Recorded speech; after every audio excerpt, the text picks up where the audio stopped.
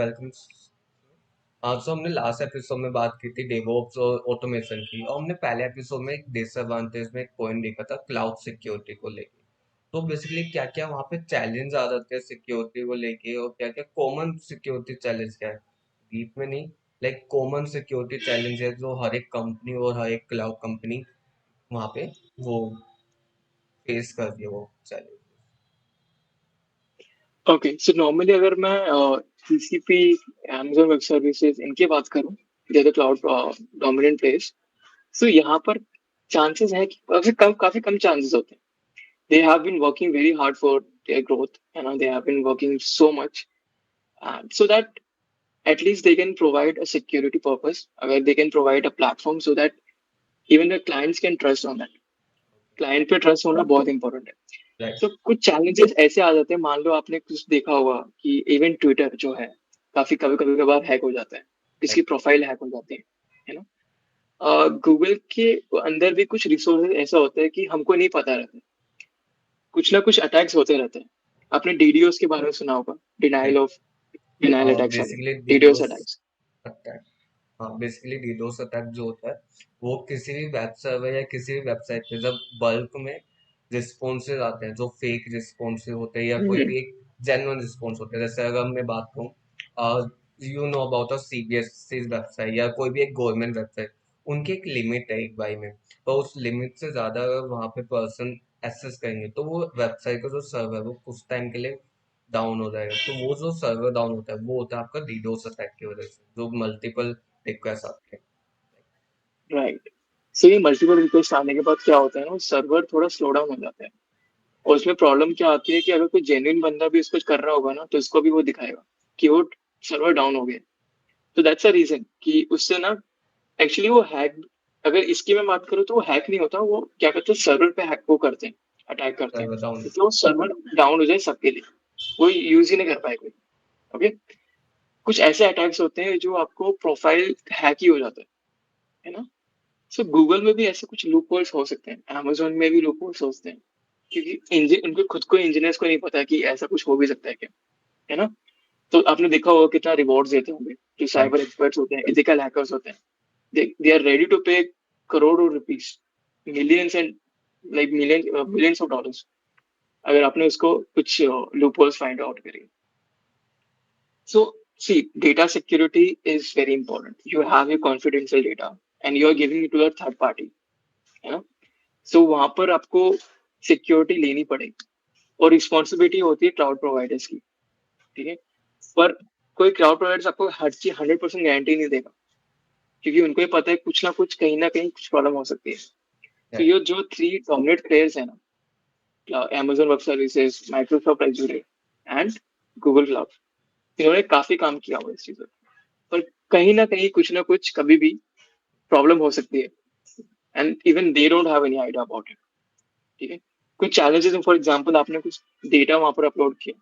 आपको, मैं Google drive की बात करूं, तो गूगल ड्राइव में भी कभी कभी ऐसे कुछ लूपहोल्स होते हैं जो आपके डेटा को वो कर देते हैं, स्विच कर देते हैं, या डेटा से पूरा का आपके ड्राइव से डेटा उड़ा देते हैं. तो होता है, मतलब इवन अभी तक तो हम तो ऐसा कुछ अभी तक हमने एक्सप्लोर नहीं किया था उस चीजों को, पर ऐसी चीजें हैं really.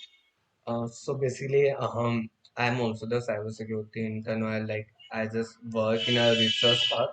So I just tell you like some basic common like basically जो भी अटैक होते हैं ना यहाँ पे क्लाउड कंप्यूटिंग में या किसी भी अटैक में, वहाँ पे मेनली इंक्लूड हम्म. होती है आपकी साइकोलॉजी, सोशल इंजीनियरिंग, जहाँ पे आपको ह्यूमन मैनिपुलेट करके आपका हैक किया हम्म. जाता है। जैसा हमने एग्जांपल लिया ट्विटर का या गूगल ड्राइव का, तो रिसेंटली जो ट्विटर हैक हुआ था उसमें भी यही था, किसी इंटरनल पर्सन ने डाटा लीक किया था, उसे भी एक मैनिपुलेट किया गया था। और फिर ओके. अभी गूगल ड्राइव का आई गेस लास्ट ईयर या लास्ट ट्वाइस ऑफ ईयर में एक लीक हुआ था, जहाँ पे गूगल ड्राइव की जो इंटरनल है जो आप अपलोड कर रहे हो वो पब्लिक हो रही थी यूजिंग द गूगल डॉक। तो बेसिकली गूगल डॉक को यूज करके लोग गूगल ड्राइव का एक्सेस ले पा रहे थे, तो वो भी अब पैच हो चुका है। हम्म.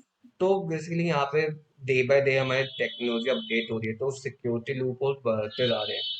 डेवलपर हो गए, इंजीनियर हो गए, या मतलब इवन द कंपनी को नहीं पता होता, यहाँ पे भी लोग हो सकते हैं, यहाँ पे उन्होंने न्यू फीचर इंट्रोड्यूस किया होता है पर वो आइडिया नहीं लगा पाते एज अ हैकर या as a ethical way hacking में, कि वहाँ पे भी वो लूप होल हो सकता है। तो ये बेसिकली यहाँ पे सिक्योरिटी मेजर होता है। तो यहाँ पे जब भी आपके हिसाब से क्या लगता है आपको, जो पेटेंट करने के लिए, जैसे अगर मैं अपने यहाँ बताऊं कि अगर किसी को पेटेंट करना है तो बेसिकली अवेयरनेस होनी चाहिए कि आप कैसे यूज कर रहे हो।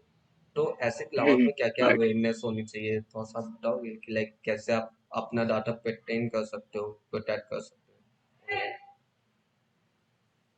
हो। ओके, सो तो most important thing about this, अगर आप अपने डेटा को प्रोटेक्ट करना चाहते हो, सो देखो नॉर्मली क्या होता है ना, हर कंपनीज का कॉन्फिडेंशियल डेटा स्टोर होता है जीसीपी के ऊपर, या मैं अमेजोन वेब सर्विस है, जो भी क्लाउड प्रोवाइडर्स है।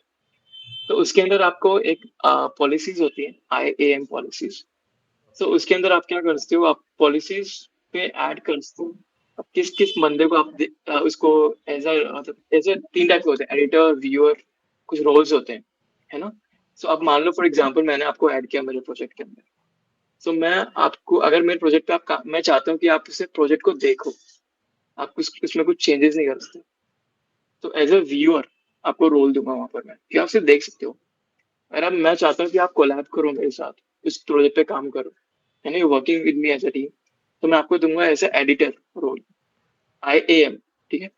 तो उसके अंदर आपके पूरे पॉलिसीज होते हैं, किस किस को क्या रोल देना है, क्या सर्विसेज आपको एक्सेस करना है ना। तो ये सब चीजें आप कर सकते हो, एटलीस्ट थोड़ा बहुत, इतना तो एटलीस्ट इतना सिक्योरिटी आप अपने पास। बाकी एंड टू एंड सिक्योरिटी जो होगी वो आपके क्लाउड प्रोवाइडर ही प्रोवाइड कर पाएगा।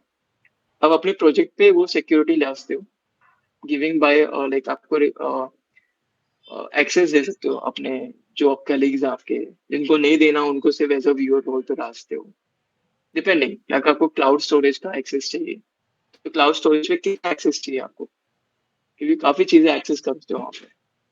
और आपके क्लाउड स्टोरेज पे आपका इसे बकेट, हम बकेट बोलते हैं इसको, और Amazon में इस कॉल्ड S3। ठीक है।